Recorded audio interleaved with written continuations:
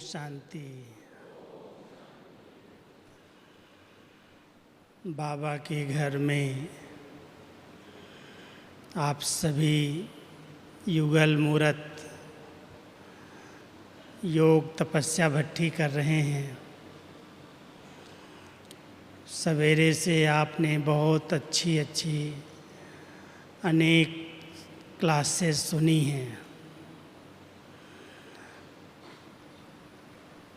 अच्छा मंथन और चिंतन भी किया होगा, योग अभ्यास भी कर रहे हैं।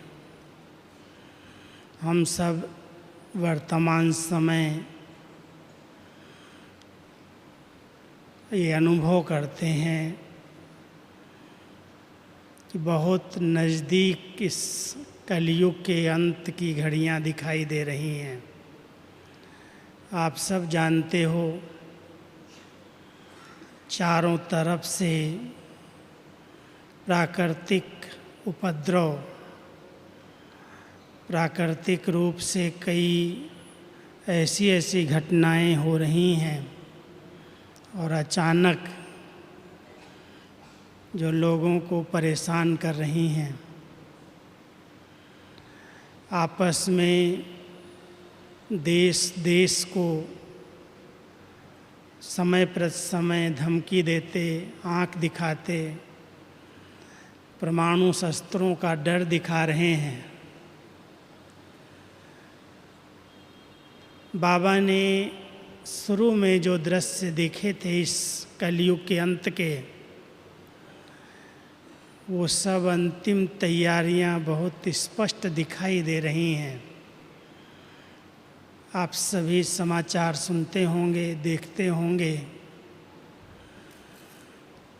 विकास और विनाश दोनों ही समाचार सुनने को मिलते रहते हैं।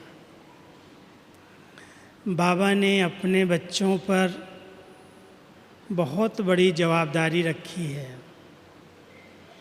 हम सब बाबा के बच्चे,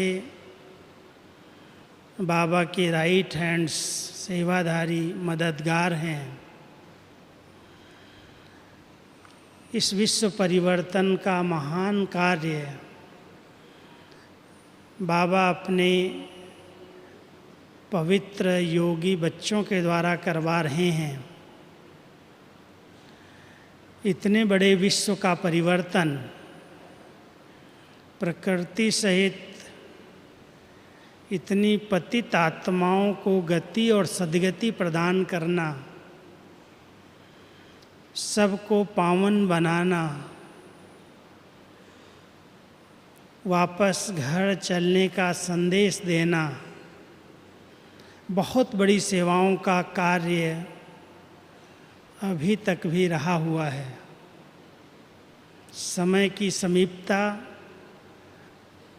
लेकिन कार्य में संपन्नता अभी तक भी बाकी है।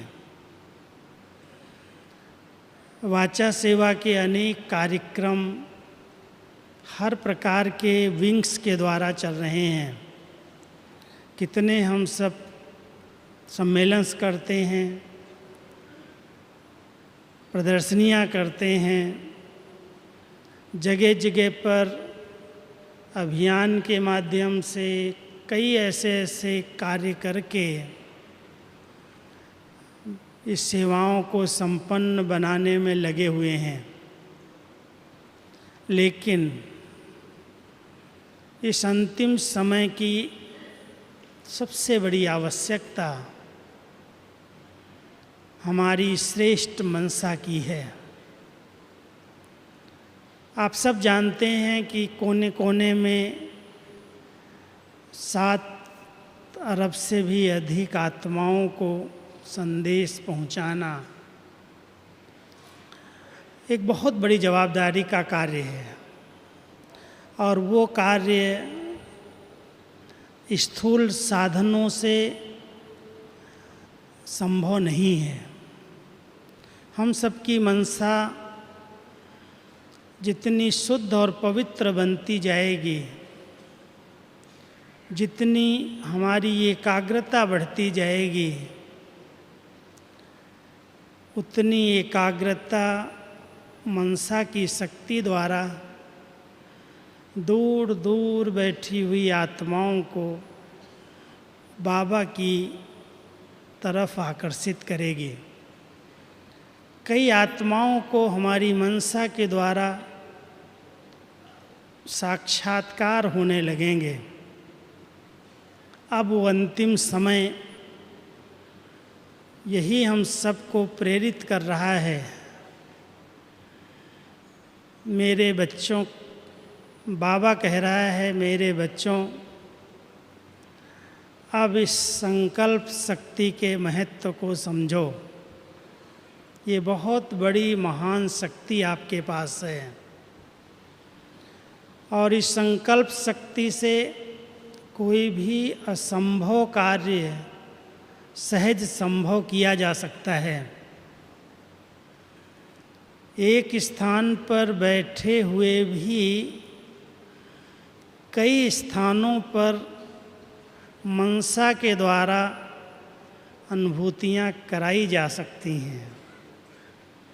प्राचीन ऋषि मुनियों के भी अनुभव रहे हैं।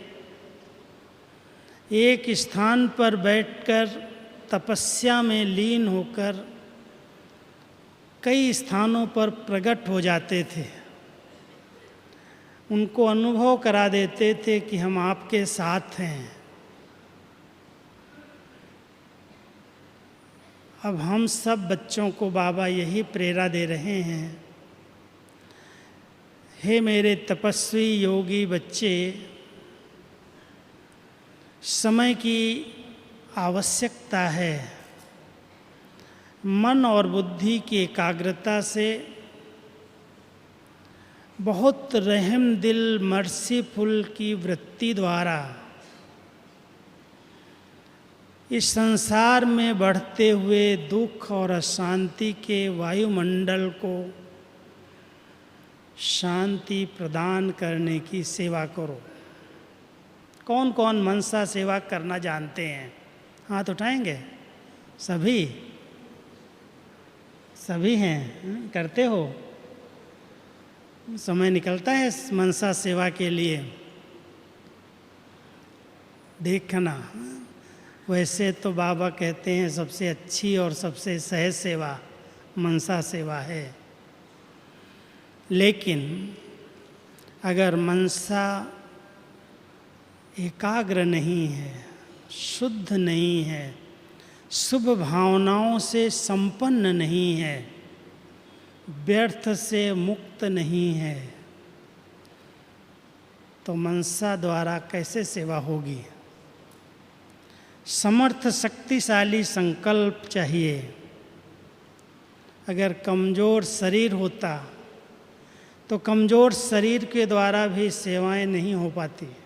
कर्मणा सेवाएं भी अगर आपको कहा जाए कि ये कर्मणा सेवा आप कर दो, लेकिन आप शरीर से समर्थ नहीं हैं, कोई बीमारी है, शरीर साथ नहीं देता, तो आप कहेंगे भाई ये मेरे वश की बात नहीं है, मैं नहीं कर सकता। कर्मणा सेवा के लिए शरीर स्वस्थ चाहिए, निरोगी चाहिए।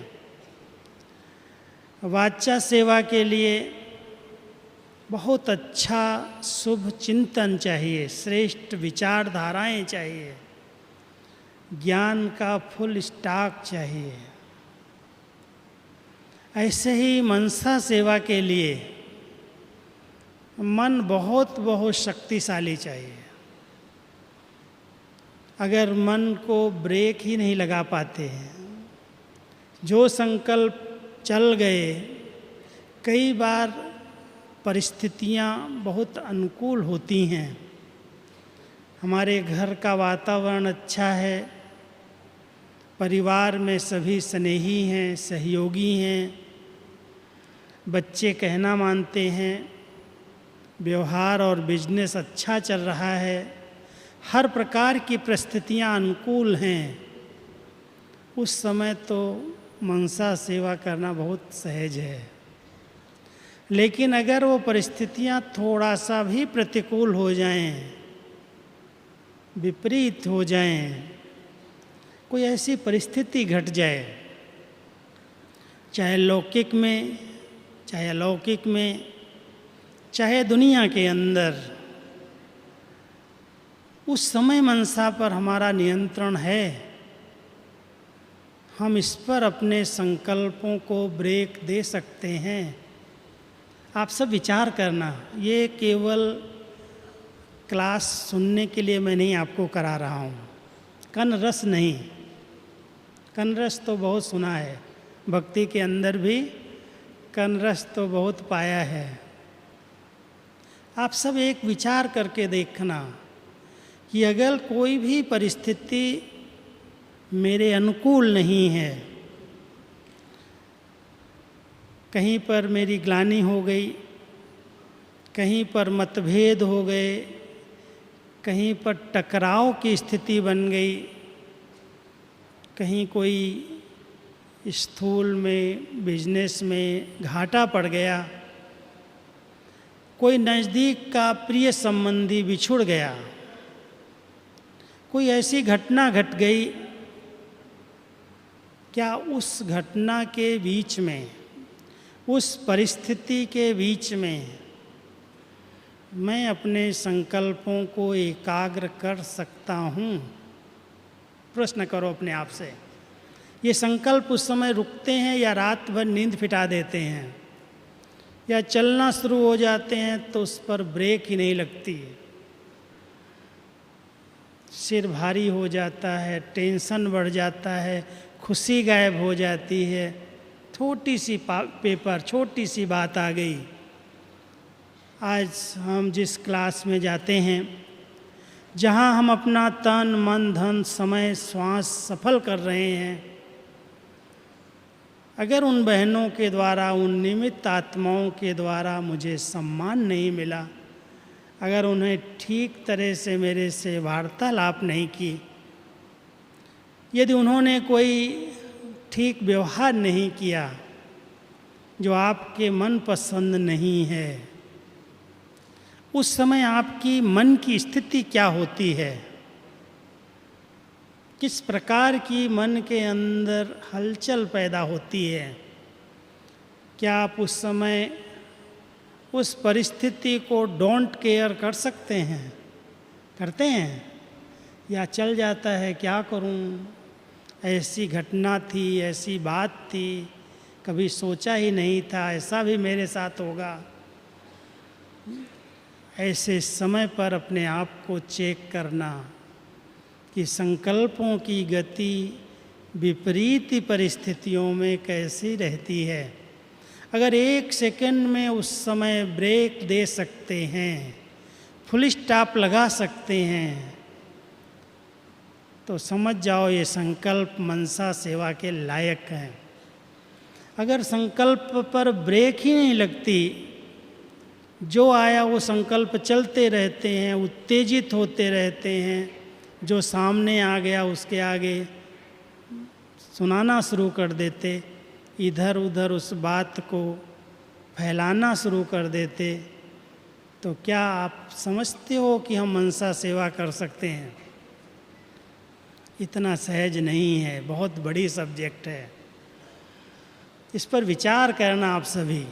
योग भट्ठी में आए हो, कितना समय हम मन और बुद्धि को एकाग्र कर लेते हैं। कहा जाए एक सेकंड में इस साकार वतन से अव्यक्त वतन में चले जाओ, अव्यक्त ड्रेस को छोड़ करके मूल वतन में चले जाओ। जा सकते हैं? या युद्ध चलती है, समय जाता है, योग ही नहीं लगता है। आप प्रवृत्ति वालों का क्या हाल है? बहुत जवाबदारियां हैं आपके ऊपर। हम कुमार समर्पित तो फ्री हैं इन बातों से। मैं समझता हूँ आपके ऊपर हमसे अधिक जवाबदारियां हैं। परिवार है, गृहस्थी है, बिजनेस है, नौकरी है, बच्चे, परिवार पलाना, जन्म दिया, पालना दी, पढ़ाना है, शादी ब्याह करना है, व्यवहार निभाना है, बहुत सारी जवाबदारियां आपके ऊपर।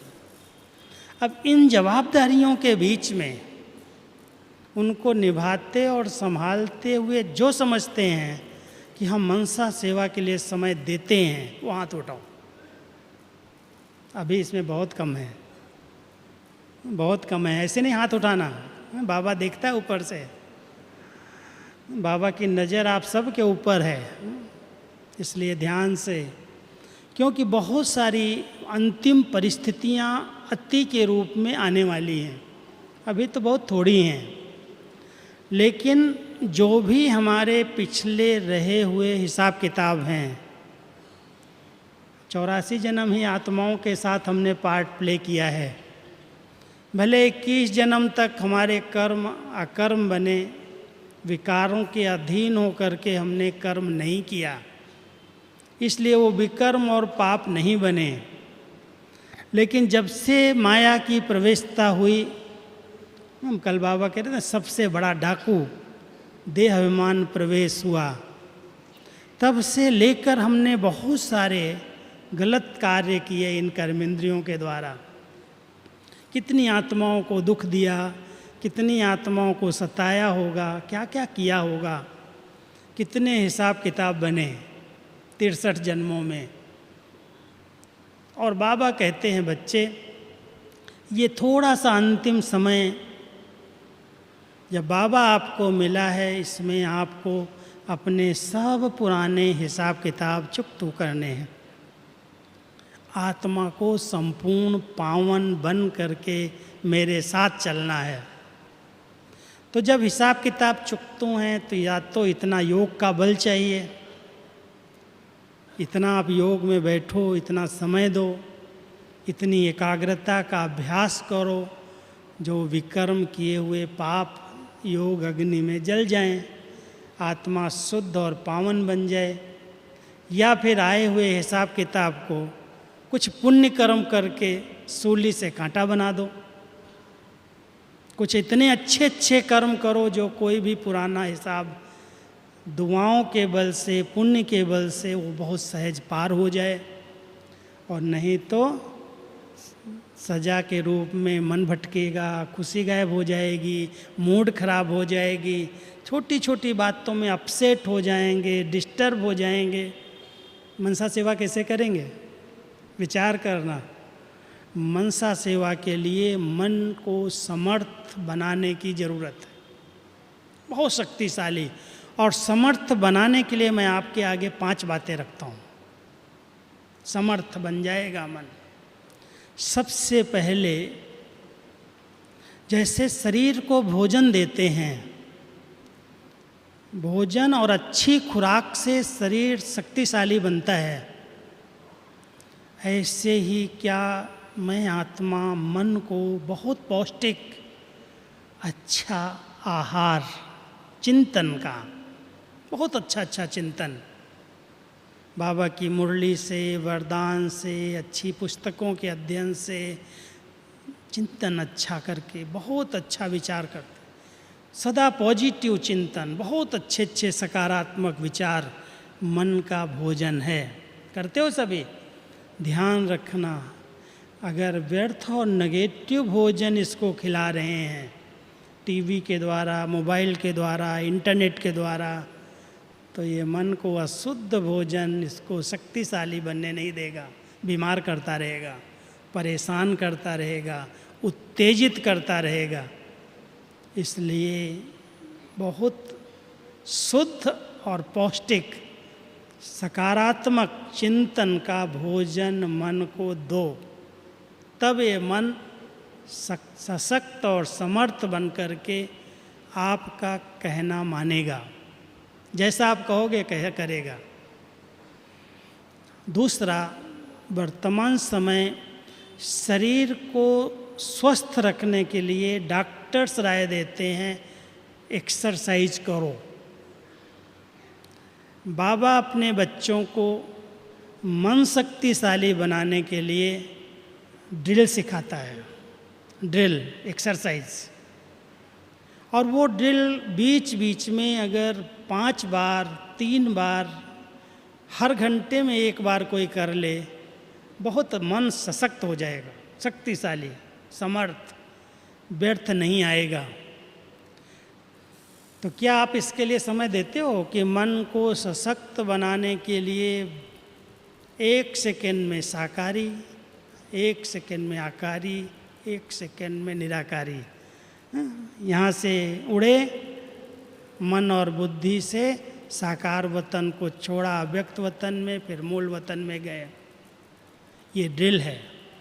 और ये बीच बीच में करते रहो तो मन के अंदर परमात्म शक्तियाँ, परम धाम की शक्तियाँ भरती जाएंगी और ये मन सशक्त और शक्तिशाली बन करके आपके कंट्रोल में आ जाएगा।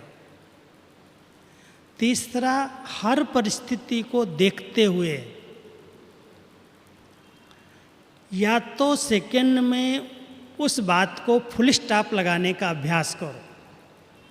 जिसके पास ज्ञान और योग की शक्ति है, जिसने ज्ञान को अच्छी तरह से समझा है, जिसके पास निश्चय का बल है,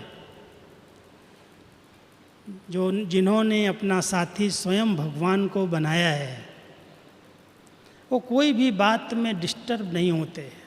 नथिंग न्यू। चिंतन करना, वर्णन करना, इधर सुनाना उधर सुनाना, कुछ भी हो, 1 सेकंड में इस बात में भी कुछ कल्याण समाया हुआ है। ये ड्रामा कल्याणकारी है, बाबा कल्याणकारी है, हम बच्चे कल्याणकारी हैं।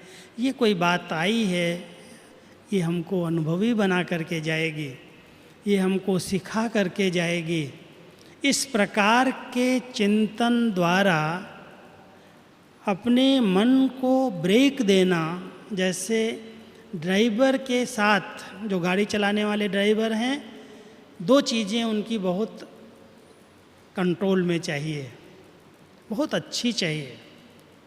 एक ब्रेक बहुत अच्छी चाहिए, नहीं तो ऊंचाई हो, कहीं स्पीड से जाना हो, ब्रेक ठीक नहीं है, जहाँ लगाना चाहते वहीं नहीं लगती। जब लगाते हैं तो कई समय बीत जाने के बाद वो ब्रेक लगती, तो कहीं भी एक्सीडेंट हो सकता है। एक ब्रेक अच्छी चाहिए, भले लगाना ना पड़े बीच बीच में, अच्छा रास्ता है चलते चलो, लेकिन जहाँ आवश्यकता है वहाँ ब्रेक लगा सको।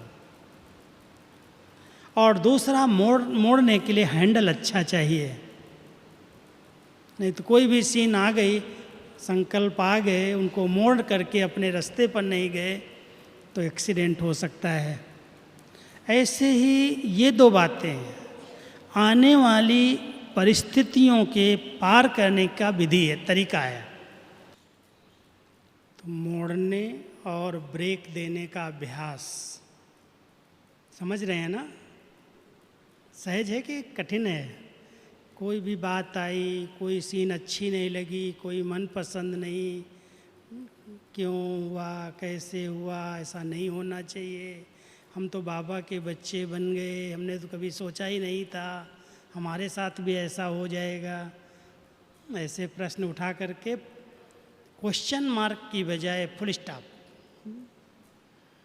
सुन रहे थे आशा दीदी का क्लास, कई मिसाल उन्होंने दिए, मैं मिसाल आपको नहीं दे रहा हूँ, लेकिन जब ऐसी घटनाएं आती हैं तो बहुत सारे प्रश्नों की क्यू लग जाती है। वो क्यू समाप्त हो जाए और 1 सेकंड में फुल स्टॉप लगे, ब्रेक लगे, ये ब्रेक है।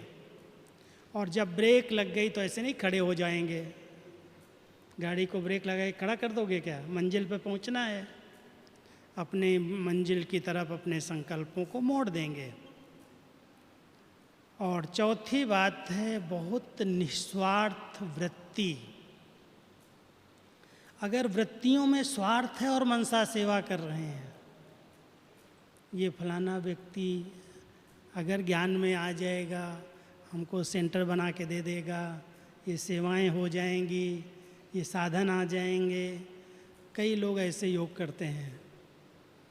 ऐसी वृत्तियाँ, भले बाबा के बच्चे शुभ संकल्पों की सिद्धि पाते हैं, सफलताएं मिलती हैं, लेकिन वास्तव में यथार्थ नहीं है, हदें हैं ये, बहुत बेहद की वृत्ति। हमको क्या चाहिए? अगर कोई बाबा का बच्चा बने, बाबा के कार्य में मदद करे, सहयोग दे, वो अपना भाग्य बनाए, अपना अधिकार ले, अपना वर्षा पाए, मुझे क्या चाहिए? बहुत निस्वार्थ वृत्ति से मनसा सेवा करो।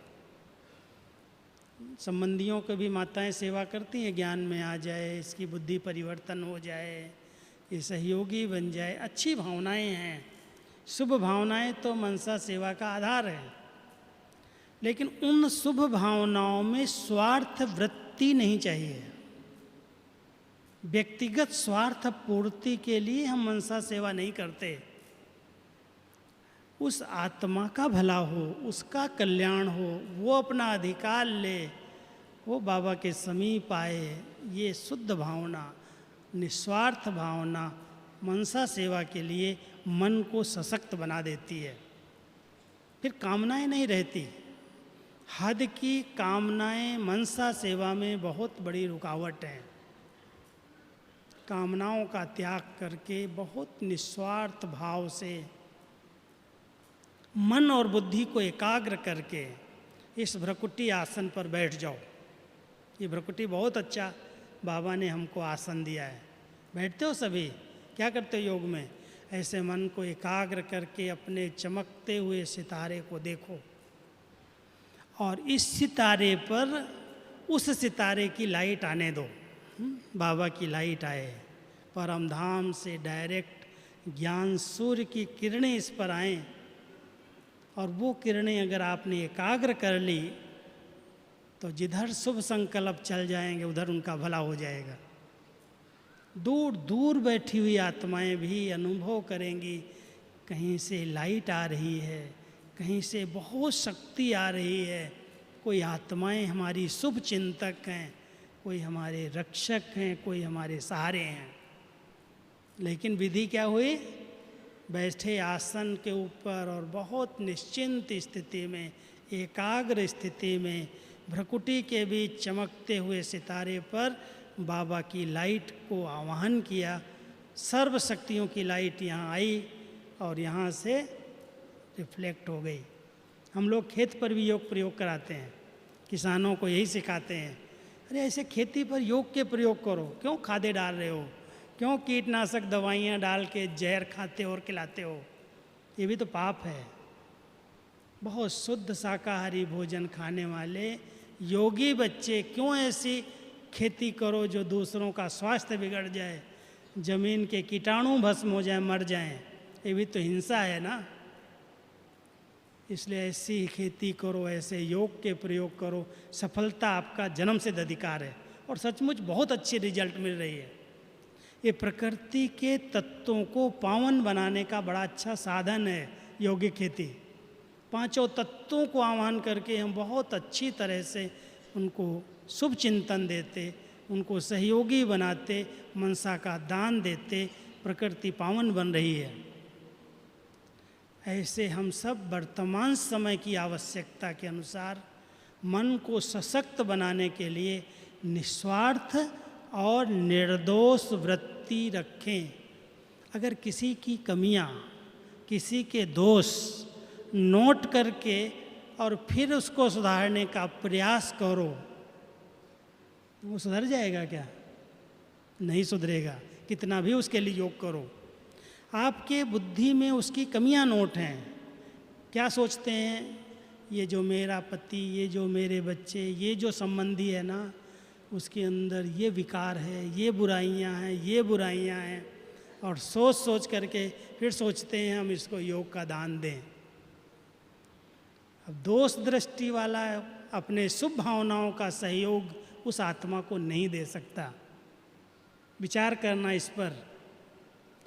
हम उनके दोष नहीं देखते, दोष तो हर एक के अंदर हैं। कोई न कोई कमी, कमजोरी, संस्कार, विकार सब में हैं। कौन ऐसा है जो कहे मैं तो पावन बन गया, संपूर्ण बन गया? लेकिन उस आत्मा को बहुत निर्दोष दृष्टि से, चलो किसी विकारों के वशीभूत होकर के, देहाभिमान के अधीन होकर के, पर वश स्थिति के कारण इस आत्मा ने ऐसी गलती कर ली। मुझ आत्मा को इसे शांति का, शक्ति का सहयोग देना है। ये आत्मा बदल जाएगी। बहुत अच्छी आत्मा है, भगवान की चुनी हुई है। ऐसी विशेष शुद्ध संकल्पों की लाइट पहले दो और फिर माइट दो योग की, अपने आप बदल जाएगी। तो योग के प्रयोग की विधि के लिए निस्वार्थ वृत्ति, निर्दोष वृत्ति चाहिए।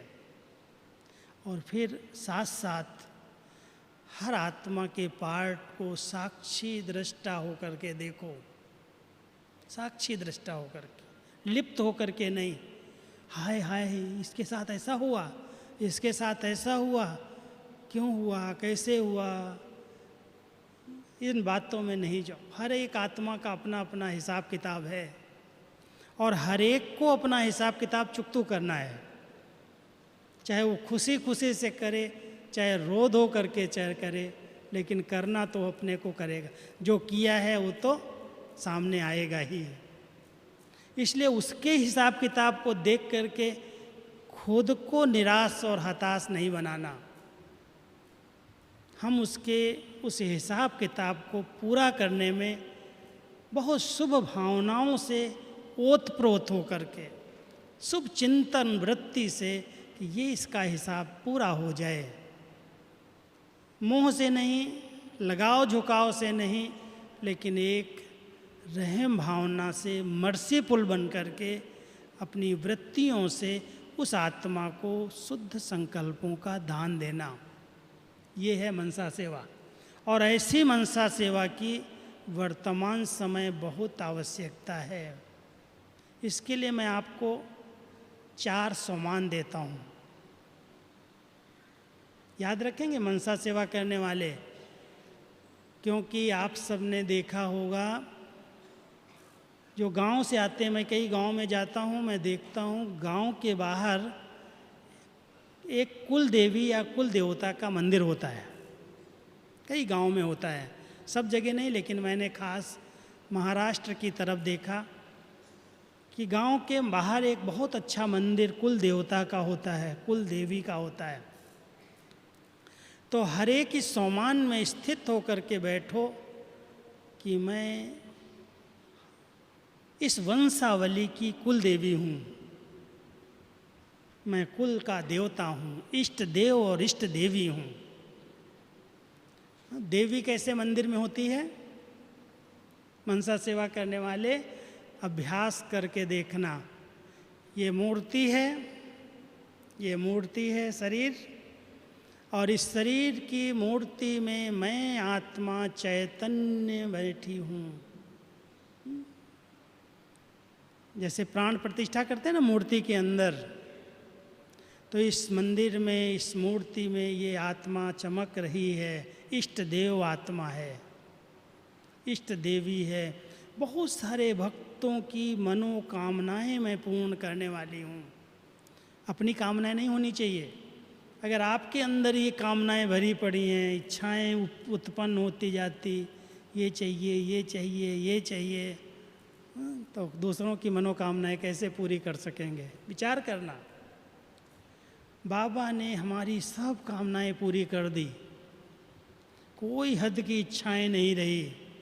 न किसी से कोई मान चाहिए, न नाम चाहिए, न महिमा चाहिए, न कोई वस्तु चाहिए, न पदार्थ चाहिए, सब बाबा आपने दे दिया। जो आत्माएं संतुष्ट मणि बन करके रहती हैं, जो आत्माएं इच्छा मात्रम अविद्या की स्थिति में रहती हैं, जो तृप्त और संतुष्ट रहती हैं, वो आत्माएं मनसा सेवा कर सकती हैं। वो अनेक आत्माओं की इच्छाओं को पूरा कर सकती हैं, उनकी कामनाओं को पूरा कर सकती हैं, लेकिन बहुत तृप्त स्थिति चाहिए। कभी अपने आप इस सम्मान में रहो कि बाबा आप मिल गए, मुझे सब कुछ मिल गया। ब्रह्मा बाबा को क्या नशा चढ़ा? बाबा आप मिल गए, पाना था सो पा लिया, काम क्या बाकी रहा, है नशा?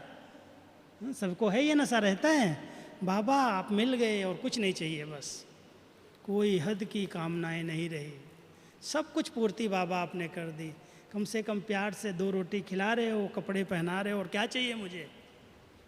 भेंट नहीं करना। जो दूसरों से भेंट करता है वो कभी सुखी नहीं रहता। इसको इतने साधन है, इसको इतनी अच्छी गाड़ी है, इसको इतना अच्छा मकान है, इसके पास ये है, इसके पास ये है, मेरे पास नहीं है। बहुत कुछ बाबा ने हमको दिया है, लेकिन कभी कभी अपनी प्राप्तियों को याद नहीं करते और दूसरी की प्राप्ति से भेंट करते, उनकी कामनाएं कभी पूरी नहीं होती, वो तृप्त आत्मा महसूस नहीं कर सकते। तो ध्यान रखना हमारी माताएं, किसी से भेंट नहीं करना। बाबा ने हमें बहुत कुछ दिया, मान दिया, सम्मान दिया, सम्मान दिया और सब प्रकार के साधन और सुविधाएं दे दी। हम तृप्त हैं, संगम पर हैं सभी। जो समझते हो हम सब तृप्त आत्माएं बैठी, हाथ उठाओ, पूछना अपने आप से, ऐसे नहीं हैं तृप्त, सच्ची ऐसी तृप्त आत्माएं अपने स्वमान में बैठो। हम सारी वंशावली की मनोकामनाएं पूर्ण करने वाली कुल देवी, कुल देवता, इष्ट देवी, इष्ट देव हूँ। बैठ जाओगे, अपने आप भक्त आएंगे आपकी दृष्टि से, आपके शुभ वाइब्रेशन से, आपकी मनसावृत्तियों से संतुष्ट हो जाएंगे, प्रसन्न हो जाएंगे। आपको देख करके ही कहेंगे अरे हमको सब कुछ मिल गया। हो सकता है ऐसा, ये मनसा सेवा है। दूसरा एक सम्मान लो, हम इस कल्प वृक्ष के तने में बैठे हुए पूर्वज आत्माएं हैं। हमारा बाबा ब्रह्मा बाबा ग्रेट ग्रेट ग्रैंड फादर है, शिव बाबा गॉड फादर है, आत्माओं का पिता है। लेकिन ये पिताओं का पिता, दादा का दादा, परदादा, जितने धर्म, जितनी शाखाएं, जितनी टाल टालियाँ निकली हैं, उन सब का पिता कौन? बोलो कौन? ब्रह्मा बाबा, आदि पिता, Prajapita Brahma, great great grand father. और उसके साथ हम उसकी वंशावली, ब्राह्मण कुलभूषण आत्माएं, बहुत ऊंचे समान में बैठो। हम ब्राह्मण कुलभूषण आत्माएं इस कल्प वृक्ष के तने में बैठी हुई तपस्वी आत्माएं हैं, पूर्वज आत्माएं हैं। और मुझ पूर्वज आत्मा के द्वारा सर्व आत्माओं को शक्तियों का जल मिलता है। अब जब सवेरे योग करना ना, 15 मिनट इस स्थिति में बैठ जाओ। हम कल्प वृक्ष के तने में बैठे हैं और पूरे वृक्ष को शक्तियाँ मिल रही हैं, लाइट जा रही है, ये मनसा सेवा हो जाएगी। पूरे वृक्ष को शक्ति मिलेगी। लेकिन बहुत ऊंचे सम्मान में हम पूर्वज आत्माएं हैं। तीसरा सम्मान लो, बाबा ने हम सबको डबल लाइट फरिश्ता बनाया है। बहुत जो हल्का है ना वो उड़ सकता है, भारी है वो कभी उड़ेगा नहीं, वो नीचे रह जाएगा। हम सब बहुत हल्के हैं। हर जवाबदारी बाबा को अर्पित करो। जो मेरी मेरी बना के बैठे हो ना, ये मेरे बच्चे, मेरा परिवार, मेरी गृहस्थी, मेरा धन, मेरा साधन, मेरा बिजनेस, मेरी नौकरी, बाबा कहता है इस मेरे को मार दो। बाबा ये सब तेरा है, मैं तो तेरा हूँ। बहुत लाइट हो जाओ। जब तक लाइट नहीं हो तब तक लाइट के वतन की सैर नहीं कर सकते। कितना भी आपको कमेंट्री दे दे बहने, यहीं रह जाएंगे। और सचमुच जिन्होंने सब कह दिया बाबा ये सब तेरा है, मैं तो तेरा हूँ, वो इस शरीर से उड़ेंगे और अव्यक्त वतन में पहुँचेंगे। और बाबा भी आह्वान कर रहा है, बच्चे अंतिम समय समीप है, आओ मेरे वतन में। और वतन से बैठ कर के ऊपर से बच्चों को सकाश दो, ऊपर से लाइट फेंको, नहीं तो इस साकार दुनिया के दुख दर्द में दुखी हो जाओगे। इसलिए चले जाओ बाबा के वतन में। मैं डबल लाइट फरिश्ता हूँ। बाबा ने हमें सबका रक्षक बनाया है। मेरा कोई से रिश्ता नहीं। मैं अर्शवासी नहीं, मैं फर्शवासी नहीं, मैं अर्शवासी हूँ। पाँव हमारे धरनी पर नहीं। ऐसी जब डबल लाइट स्थिति बनेगी तब फरिश्ते स्वरूप से ऊपर बैठ कर के दूर दूर की आत्माओं को आप इमर्ज करके शक्तियों की सकाश दे सकते हो। लाइट दे सकते हो। कभी बाबा के साथ ऊंची पहाड़ी पर खड़े हो जाओ। बाबा ने मुझे एक ऊंची पहाड़ी पर खड़ा कर दिया है। चारों ओर की आत्माएं पुकार रही हैं, दुखी हैं, अशांत हैं, परेशान हैं, और बाबा कहता बच्चे ऊपर से सबको ऐसे शक्ति दो, प्रकाश दो, लाइट दो। ये मनसा सेवा है। रोज कम से कम 15 मिनट तो करो। लेकिन ऊंची स्थिति, सूक्ष्म वतन की डबल लाइट स्थिति चाहिए। और चौथी, बाबा कहता आ जाओ बच्चे मेरे मूल वतन में, बीज स्वरूप स्थिति में बैठो, और परम धाम की ऊंची स्थिति में बैठ करके फिर उल्टे वृक्ष को लाइट दो। ऊपर से सारे वृक्ष को लाइट जा रही है। एकदम एकाग्र चित्त होकर के, सब संकल्प शांत हैं, हलचल नहीं है, लेकिन आत्मा बहुत आनंदित है। जो योग का अभ्यास करते हैं ना, वो इस अभ्यास को और आगे बढ़ा सकते हैं। एकदम मूल वतन की बीज स्थिति में बैठ गए बाबा के पास। ज्ञान सूर्य की किरणें आई और सर्व शक्तियों से संपन्न आत्मा चारों तरफ पूरे ग्लोब को लाइट दे रही है। ये मनसा सेवा की प्रैक्टिस करो, बढ़ाओ इसको। अब ये समय की आवश्यकता है, क्योंकि अंत समय में चारों तरफ बहुत हाहाकार होने वाला है। हाय हाय हाय हाय की चारों तरफ से एकदम, जैसे जब आग लगने वाली होती ना, जब भट्ठी में आग भड़कने वाली होती है तो पहले क्या होता है, धुआं निकलता है। बहुत अच्छा एकदम ऐसा धुआं होता है जो सबकी आंखें चौधा जाती हैं, मूंझ पैदा होती है। ये समय वही चल रहा है। चारों तरफ से कोई रास्ता जब नज़र नहीं आएगा, लोग मूंझ जाएंगे, अब क्या करें, अब क्या करें। आग भड़केगी, लेकिन भड़कने के पहले का दृश्य बड़ा दर्दनाक है। इस दृश्य के अंदर हम सब आत्माएं जिनकी मूंझ नहीं है, जिनके अंदर कोई व्यर्थ नहीं है, जो बाबा मिल गया खुश रहते हैं, खुश नसीब हैं, वो खुश नसीब आत्माएं बहुत प्रसन्न चित्त स्थिति में रह करके बाबा के पास बैठ करके ऊपर से सबको प्रकाश देती हैं, लाइट देती हैं। बाबा इनके सब दुख दर्द दूर हो जाएं, ये सब मुक्त हो जाएं, ये अपने मुक्ति धाम में आ जाएं। तो ऐसी शुभ भावना, ओतप्रोत, बहुत रहम, ऐसी रहम दिल आत्माएं, शुभ चिंतक आत्माएं, निर्दोष वृत्ति वाली आत्माएं एकाग्र चित्त होकर के जब बैठ जाती हैं, तब मनसा से शक्तियाँ फैलना शुरू हो जाती हैं।